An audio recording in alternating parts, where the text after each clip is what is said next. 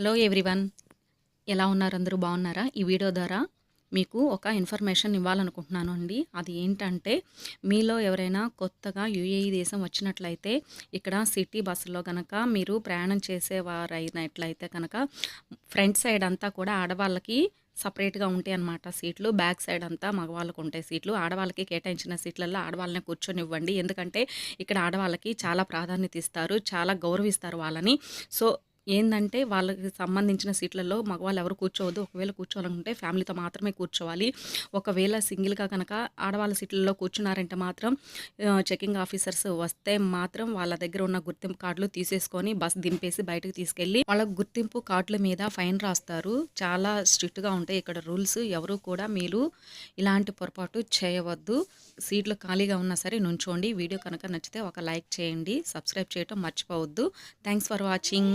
మరొక వీడియోతో మళ్ళీ కలుద్దాం.